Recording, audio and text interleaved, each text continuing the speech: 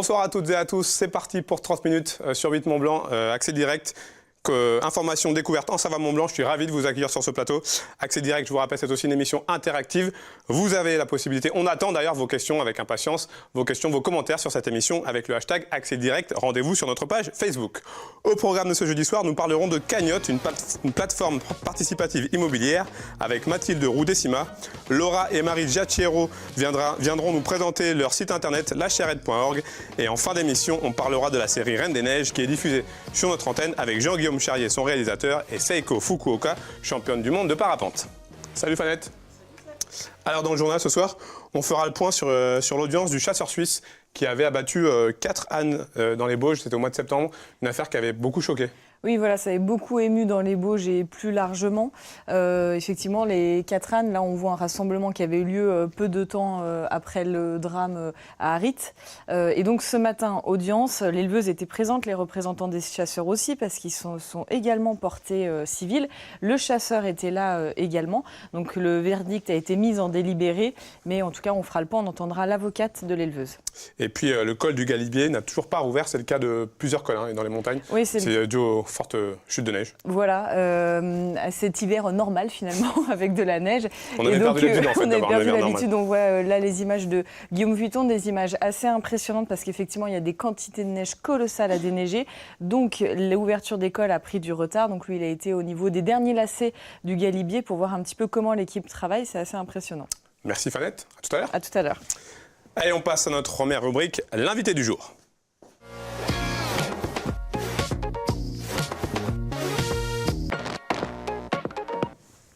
Mathilde Roux-Décima, bonsoir. Bonsoir. Alors vous êtes présente sur ce plateau pour nous parler d'un tout nouveau concept, Cagnotte avec un K. Qu'est-ce que c'est tout simplement? Cagnotte, c'est une plateforme de financement participatif pour nos acquéreurs. Donc en fait, on s'est rendu compte aujourd'hui que pour accéder à la propriété, de plus en plus de personnes trouvent des difficultés. Aujourd'hui, nos clients, ils ont surtout peur d'être mal accompagnés. Et l'ensemble des taux sont beaucoup moins élevés au niveau des crédits. Par contre, toutes les compositions pour arriver à obtenir ce fameux crédit sont de plus en plus sévères. Et beaucoup de nos clients n'arrivent pas à trouver de financement. Comment ça fonctionne concrètement Comment ça fonctionne? En fait, aujourd'hui, quand notre client vient pour acheter un duplex jardin, il nous explique ses revenus, etc. On regarde par rapport à son financement. Aujourd'hui, s'il a des difficultés pour obtenir son financement, c'est parce que les banques demandent un apport. L'apport correspond à peu près 2,5% du montant de l'acquisition, c'est donc les frais de notaire. Et nous, aujourd'hui, on s'est dit comment accompagner nos clients pour obtenir cet apport, leur faciliter l'acquisition. Et on s'est dit, on n'a rien inventé, on a juste fait ce qu'on fait tous les jours. On a organisé une cagnotte. Donc on en fait pour les anniversaires, on en fait pour les mariages, on en fait, voilà. Et on l'a juste organisé sur une plateforme. Et donc voilà, si demain je suis intéressé, comment est-ce que je dois procéder? Alors, demain, si vous êtes intéressé, vous rencontrez un de nos responsables de projet qui va vous expliquer en fait le mode de fonctionnement de la plateforme. C'est 100% gratuit. Vous montez un dossier avec le responsable de projet. Donc, vous montez une vidéo ou un montage photo pour expliquer votre projet. À l'intérieur, donc voilà, pour attirer, on va dire, les dons, vous pouvez mettre, voilà, si vous donnez à hauteur de 20 €, venez boire l'apéro chez moi. Petite compensation. Exactement, c'est la compensation. À hauteur de 50 €, venez prendre le barbecue le week-end prochain. Une fois que l'ensemble du projet est monté, la cagnotte est mise en ligne. Et puis donc les acquéreurs diffusent à l'ensemble de leurs amis, familles, collègues. Nous aujourd'hui, le Carré de l'Habitat, on abonde sur cette cagnotte. On abonde à hauteur de 30%, donc des 2,5% du prix de l'acquisition du logement. L'abondement se fait en 2 parties. Donc on fait un premier abondement pour que la cagnotte elle puisse partir en ne partant pas à zéro. Ouais. Voilà, ça permet un seuil de début. Exactement. Ensuite, donc, les acquéreurs partagent sur les réseaux sociaux, à leurs amis, etc. Une fois qu'ils sont arrivés à 100 likes ou partages sur les réseaux sociaux et à 50% de leur cagnotte, nous, on débloque la deuxième partie de l'abondement. Et une fois qu'ils sont arrivés à 100% de la cagnotte, nous, on leur débloque l'ensemble du montant quand ils vont acter chez le notaire. Vous qui êtes dans le milieu, comment on peut expliquer qu'aujourd'hui, ça soit aussi compliqué de devenir propriétaire? En fait, c'est compliqué parce que justement, comme je vous l'expliquais, les taux sont bas. Donc forcément, il y a une sélection qui doit être faite aussi pour attribuer les crédits. C'est compliqué aussi parce qu'il y en a partout.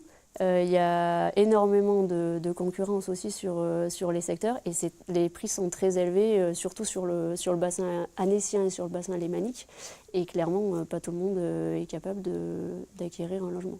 L'objectif avoué, c'est tout simplement de rendre plus de personnes possibles accessibles à la propriété. Exactement. Alors déjà, le concept, il est basé là-dessus. C'est un concept qui est unique et qui est basé sur un procédé constructif optimisé qui permet à chacun d'avoir un logement. Alors c'est vrai que c'est entre la maison et l'appartement. Ça a les avantages de la maison parce qu'on a chacun des propriétaires a un jardin, une terrasse, un garage en sous-sol. Et en même temps, c'est les avantages de l'appartement parce que c'est un prix d'acquisition qui est forcément moins élevé et les coûts d'entretien sont aussi moins élevés. Donc ça permet à un plus grand nombre d'acquérir des logements. Sous quelles conditions vous estimez que le projet qu'on vous soumet est viable et donc que vous allez l'accompagner?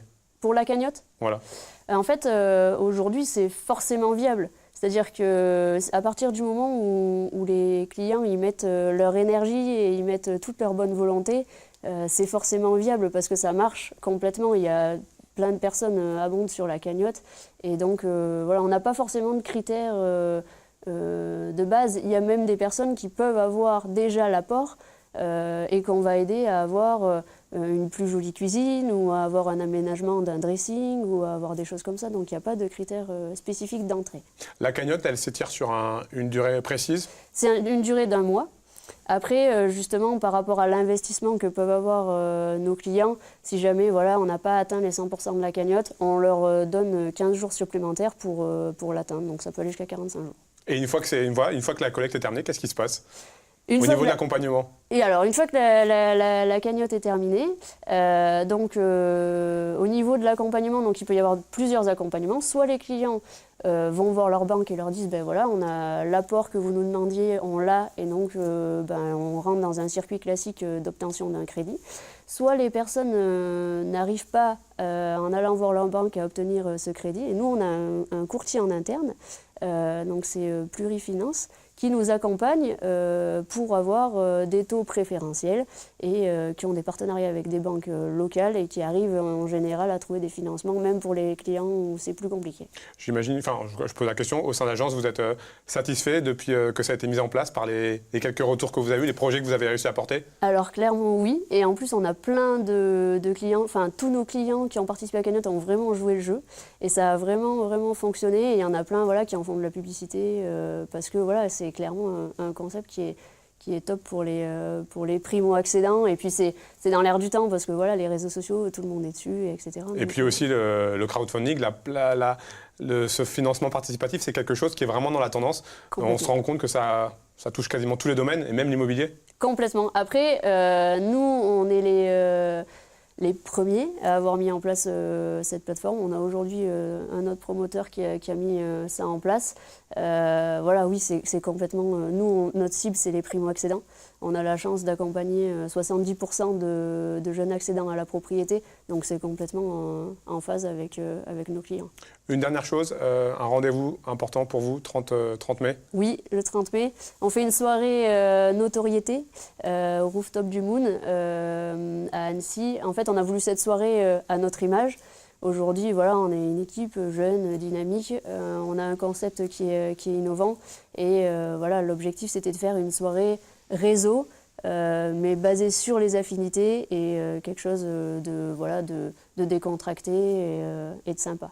Merci beaucoup Mathilde. Merci. Bonne continuation pour la suite. Merci à vous. Allez, on enchaîne avec notre rubrique découverte, on en parle.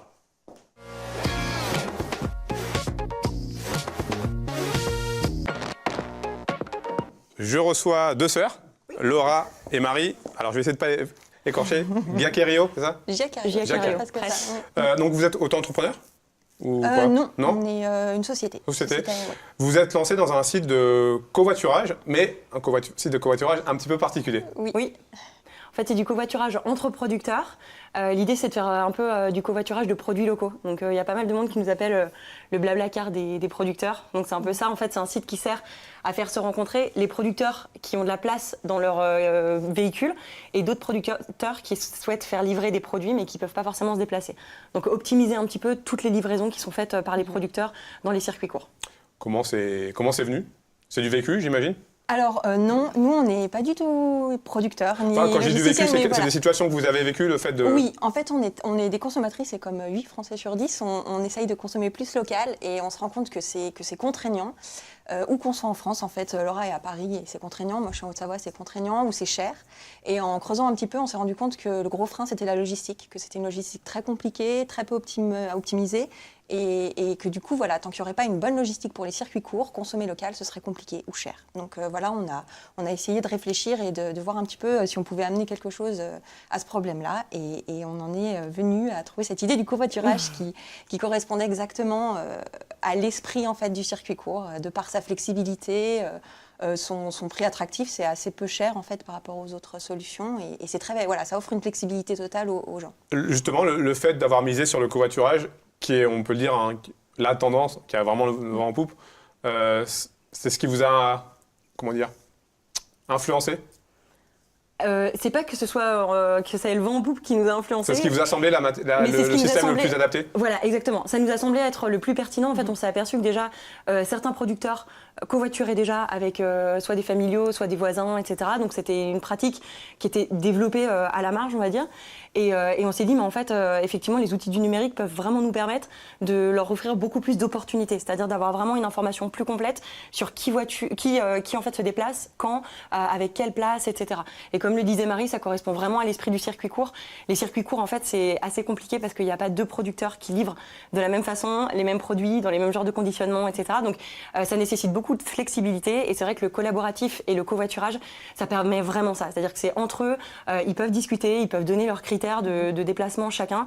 Et donc, c'est parfait. S'ils ont envie d'aller voir un client, bah, ils y vont eux-mêmes. Si en fait, cette semaine-là, ils n'ont pas besoin et que ça ne les arrange pas de se déplacer, ils confient leurs produits à un autre producteur.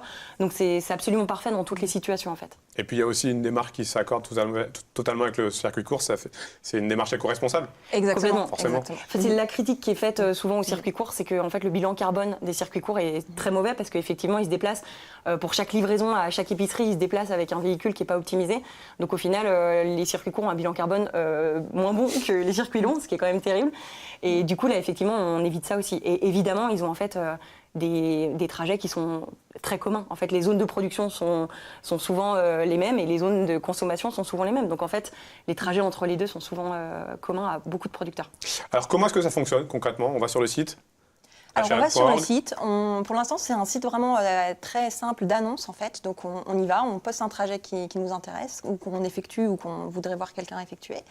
Donc par exemple, je pars de Poisy et je vais à Grenoble ce jour-là. Et en fait, le contact apparaît. Et donc si l'autre producteur qui va se connecter au site un peu plus tard pour avoir ce trajet et dire bah voilà, je contacte cette personne et on organise ensemble le covoiturage.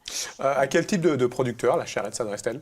À tous les producteurs. C'est ça l'avantage. Non, mais en fait, surtout les producteurs. Alors, évidemment, aux producteurs qui vendent en direct, c'est-à-dire ceux qui n'ont pas assez de volume pour pouvoir faire appel à des gros transporteurs. Ou qui ne le souhaitent pas. Ou qui ne le souhaitent pas, parce qu'on a aussi des producteurs, notamment les vignerons, qui en fait font appel à la charrette alors qu'ils pourraient faire appel à des transporteurs, mais qui préfèrent le collaboratif. Et après, en termes de produits, on a vraiment de tout. On a des produits frais, on a des produits secs, on a des légumes, on a du vin, on a du fromage, on a des glaces, des surgelés. Donc vraiment, il n'y a pas de limite. De toute façon, ils mettent leurs critères de trajet. Voilà, mon produit doit voyager à 4 degrés, à moins tel degré. Et voilà, ils se retrouvent entre personnes qui ont exactement les mêmes critères en fait. Et ça fonctionne sur toute la France?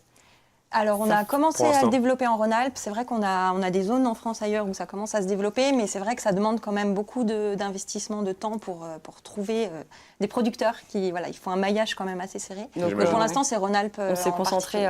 En fait, le site test qu'on a un peu lancé l'année dernière, qu'on avait fait nous-mêmes, c'était vraiment pour tester justement l'idée. On l'a lancé en Rhône-Alpes et là, cette année, On a dépassé la centaine d'inscrits, donc ça faisait trop sur le site. Le site, il est à bout de ce Donc qu'il il a peut fallu faire. passer à autre chose de Donc, plus grand. Voilà, il faut passer à autre chose pour pouvoir se développer.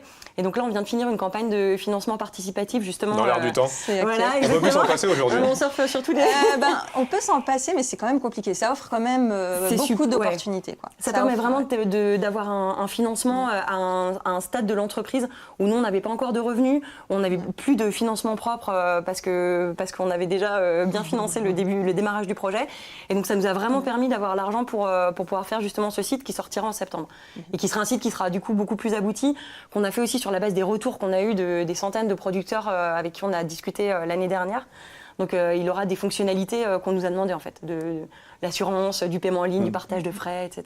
Alors ça a rapidement pris ou il a fallu du temps pour faire évoluer les mentalités?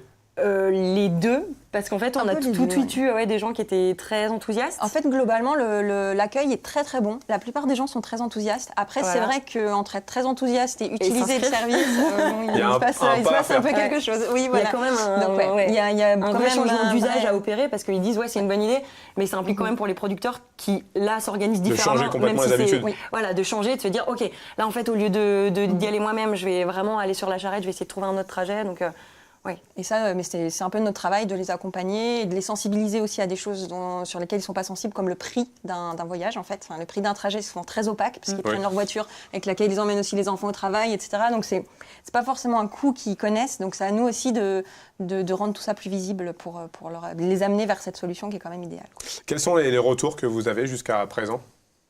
de ceux qui l'ont utilisé, qui l'ont mutualisé. Voilà. Globalement, ils nous demandent d'avoir plus de monde sur la plateforme. Ouais. Donc, Ils sont bon globalement très signe. contents. ils sont très contents C'est bon et signe. c'est très bon signe. En fait, ils ont beaucoup d'attentes, ce qui est vraiment très bon signe. Ouais. Ils nous contactent régulièrement pour nous demander est-ce qu'on pourrait pas aller plus loin. Ils ont des idées, ils aimeraient qu'il y ait plus de monde dans leur département, donc c'est toujours des idées sur comment on peut aller plus loin parce que l'outil leur sert beaucoup en fait. Aujourd'hui, vous diriez que c'est facile de se lancer dans... Oui, Oui. vraiment oui. Vous vous attendiez à ce que ce soit plus facile ou moins difficile? C'est facile de se lancer, c'est pas facile de rester dans son affaire. Ouais. C'est plutôt la persévérance qui est Ouais. vraiment la clé parce que se lancer en fait c'est facile. En France ça coûte pas grand chose. Nous on a fait tout à moindre frais. Même aujourd'hui on peut faire un site internet soi-même pour tester une idée. Ça coûte pas grand chose. Là on a fait une campagne participative pour avoir un nouveau site de nouveau. Du coup on a trouvé de l'argent assez facilement. Il y a beaucoup d'accompagnement aussi, C'est ça. surtout dans le domaine social. Enfin, dès qu'on apporte un peu une innovation sociale, vraiment, il y a beaucoup d'acteurs qui se mobilisent. L'accueil est très bienveillant et vraiment très intéressant. Il y a beaucoup de choses qui se passent. Par contre, effectivement, après, pour persévérer... Ouais, et pour faire fonctionner l'idée. Parce qu'en fait, il y a Oui, voilà. avoir c'est une ça. bonne Ça idée. reste un business, hein. Oui, Exactement. bah oui. Il faut un moment que ça tourne et qu'il y ait assez de Ouais. monde et que ça marche et qu'on fasse les bons choix au bon moment. Quoi. Parce que j'ai pas posé la question, mais comme tout site, j'imagine que vous devez toucher une commission. Il faut bien vivre. Oui. Alors, Pour pas sur le l'instant, site c'est pas le cas. actuel. Le Pour site l'instant, c'est pas le actuel cas. est vraiment en fonctionnement D'accord. minimum. Mais sur donc, le nouveau voilà, site, c'est ouais. c'est gratuit. Mais sur le nouveau site, oui, il y aura une commission qu'on maintient minimum à 10% pour faire tourner, logique, pour ce qui est faire normal. tourner le... Oui, tout à fait. Le service. Mais, D'accord. mais, Merci beaucoup. On rappelle l'adresse du site?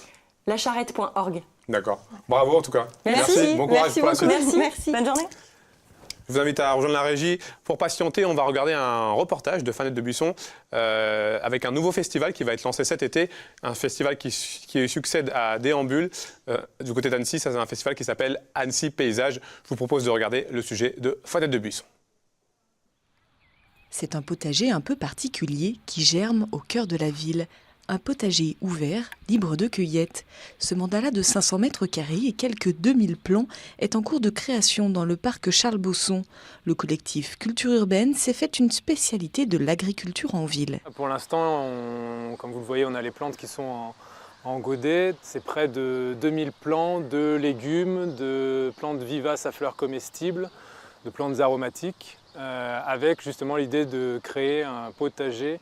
Là, on crée un échantillon de quelque chose qui est reproductible dans toutes les villes, dans pourquoi pas tous les parcs d'Annecy, en tout cas quelque chose à développer, avec l'idée de plus seulement faire de l'ornemental, mais aussi du productif, de l'utile et surtout du comestible. Le potager en ville, c'est son nom, est l'une des 23 installations artistiques et paysagères que le public pourra découvrir lors d'Annecy Paysage. Après les noctibules, déambules, le SEM national se consacre désormais à travers ce festival estival aux installations paysagères dans l'espace public. C'est plus du tout des spectacles, mais il y a une exception énorme, qui est le 30 juin, qui est la fête d'ouverture. Donc là, c'est que du spectacle et à l'échelle de la ville. Mais pour les 2 mois de festival, c'est 2 mois d'installation qu'on peut découvrir, faire découvrir à ses amis. Je pense qu'évidemment que le public touristique va découvrir ça avec plaisir. C'est une manière de revenir à Annecy pour voir Annecy autrement. Je crois qu'on ne regarde plus la nature aujourd'hui avec tous les enjeux autour de la nature. Le développement durable, la comestibilité, le temps et la mobilité, on ne la regarde plus du tout, comme on la regardait il y a encore 30 ou 40 ans. Et c'est ça que raconte ce festival. Cet itinéraire d'installation en ville est à découvrir dès le 30 juin avec la soirée de lancement. Il se poursuit tout l'été jusqu'au 2 septembre. J'accueille à présent mes 2 derniers invités, Saiko Fukuoka, bonsoir. Bonsoir. Et Jean-Guillaume Charlier. Bonsoir à tous les deux, bienvenue sur ce plateau, ce canapé et puis au petit chien. On va parler de la série Reine des Neiges que vous réalisez, Jean-Guillaume, série que nous avons le plaisir de diffuser sur 8 Mont Blanc, avec un épisode qui a mis à l'honneur Saiko. Comment est-ce que vous avez vécu ce tournage? Bon, c'était comment on avait volé à Saint-Brie, première fois à Parapente. Après, on a fait aussi stand-up paddle. Ouais. Il a fait très froid. J'ai cru comprendre qu'il faisait très froid. C'était moins 17 degrés. Moins 17 degrés au décollage. Bon, on a choisi la journée la plus froide de l'hiver. Exactement. Il fallait qu'on rende ça un peu extrême. Ouais. Alors, Saiko, pour ceux qui ne vous connaissent pas, vous êtes championne du monde de parapente, oui. au Savoyard d'adoption. Qu'est-ce qui vous plaît dans la discipline, dans ce sport, le parapente? En fait, notamment ici, on peut voler sur le lac. C'est le paysage spécial. Et aussi, juste derrière, il y a des chaînes des Arabies qui a permis de faire beaucoup de grands vols. Donc, je suis vraiment contente de venir ici à voler à parapente, cette coin-là. On va regarder un petit extrait, justement.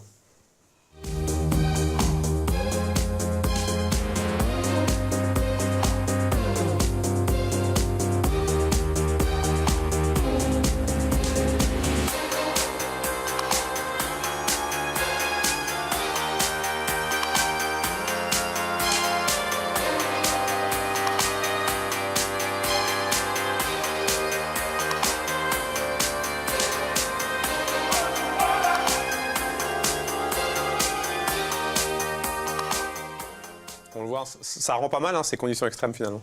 Oui, elle a eu beaucoup de courage. Il faut rendre aussi hommage au caméraman parce que c'est filmé d'un 2e parapente et le 2e pilote de parapente n'avait quasiment plus de sang dans les doigts quand on a posé. Et étonnamment, le vol a duré plus longtemps que prévu parce qu'il y avait énormément de vent. Et on avait presque du mal à poser, il y avait presque une bulle. Alors parfois l'été c'est une bulle thermique, mais là on n'arrivait presque pas à poser tellement qu'il y avait de vent. Mais c'était joli avec la neige et tout, c'est magnifique. Le parapente ça passe avec... Alors il faut juste préciser, si Saiko tu m'avais dit d'en parler, là le vol peut paraître un peu extrême pour le parapente. C'est pas tous les jours, lambda, c'est exactement. pas tout le temps. Saiko elle a été championne du monde de parapente, l'autre parapentiste c'est son métier, il a plus de 5000 vols.